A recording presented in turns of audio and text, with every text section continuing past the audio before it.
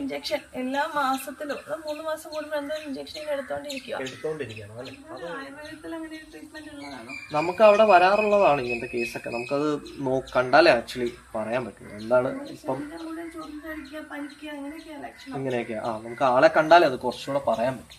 ഈ അഗെയിൻ ഈ പറഞ്ഞ പോലെ ഇതൊരു ഓട്ടോമ്യൂൺ ഇതിന്റെ ഇത് വന്നപ്പോ ഞാൻ പറഞ്ഞല്ലോ, ഇപ്പൊ ബ്ലഡിന് ഉള്ള സംഭവങ്ങള് വ്യത്യാസം വരും. ഓട്ടോമ്യൂണും ക്യാൻസർ അങ്ങനത്തെ കേസുകളാണ് നമ്മുടെ ഹോസ്പിറ്റലിൽ കൂടുതലും വരുന്നത്. നടുവേദന അതിനേക്കാളും കൂടുതൽ ഇങ്ങനത്തെ കേസുകളാണ് വരുന്നത്. 200 above ആയിരുന്നു അതിന്റെ റേറ്റ് ആർ എഫക്ട്. പിന്നെ നോർമലി 13-14 റേഞ്ചിലെത്തി. അപ്പൊ ഇനി ഫ്യൂച്ചറിൽ ഇത് വരാൻ ചാൻസസ് ഉണ്ടോ?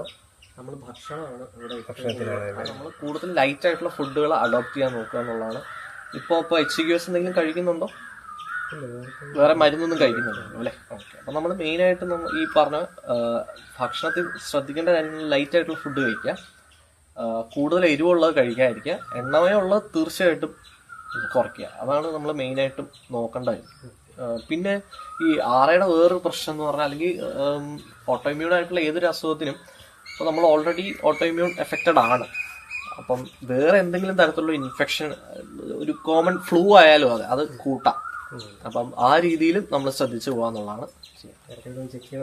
ഇടയ്ക്കിടയ്ക്ക് ചെക്ക് ചെയ്യുന്നതല്ല. CRPയും RA ഫാക്ടറും ഒന്നും ഇടയ്ക്കിടയ്ക്ക് നോക്കുന്നതല്ല.